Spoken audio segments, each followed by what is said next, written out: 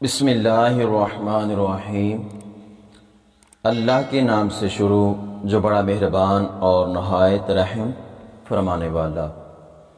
میرے سامعین السلام علیکم ورحمۃ اللہ وبرکاتہ۔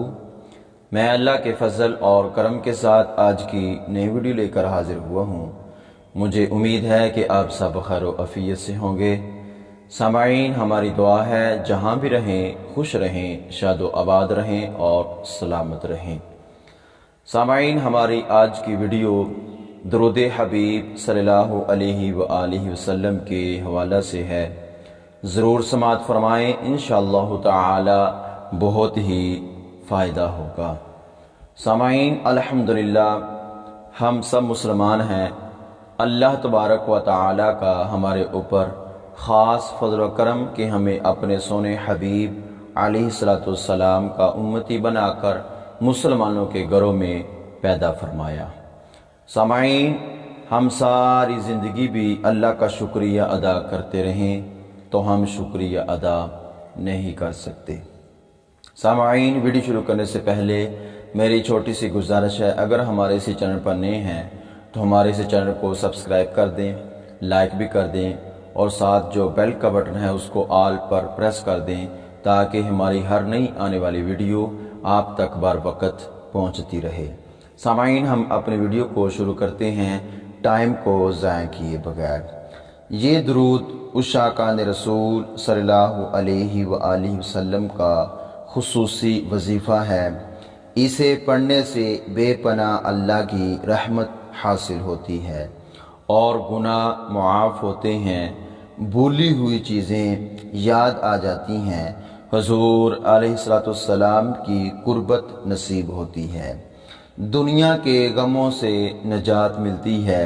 یہ درود حضور علیہ الصلوۃ والسلام کی شفاعت کا سب سے بہترین ذریعہ ہے، لہٰذا ہر دعا کے آغاز اور اختتام پر یہ درود پاک پڑھنا چاہیے اور ہر مجلس کے شروع میں بھی یہ درود پڑھنا چاہیے۔ صبح و شام بلکہ ہر نماز کے بعد یہ درود پڑھنا بڑا ہی مفید ہے۔ تقریر شروع کرنے سے پہلے اور مساجد میں فارغ وقت میں گویا کہ جس وقت موقع پائیں اس درود پاک کو کثرت سے پڑھیں، انشاءاللہ تعالی دنیا اور آخرت میں کامیابی حاصل ہوگی۔ سامعین، وہ کون سا درود ہے جس کو پڑھ کر انسان دنیا میں بھی کامیاب ہو جائے گا اور آخرت میں بھی کامیاب ہو جائے گا اور بڑا ہی بابرکت درود پاک ہے۔ سامعین، اس درود پاک کو سماعت فرما لیں، انشاءاللہ تعالی بہت ہی فائدہ ہوگا۔ الصلاۃ والسلام علیک یا رسول اللہ وعلی آلک واصحابک یا حبیب اللہ۔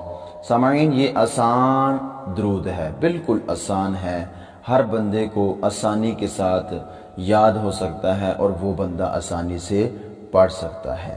سامعین، سفر کرتے اس درود پاک کو اپنی زبان پر جاری رکھیں۔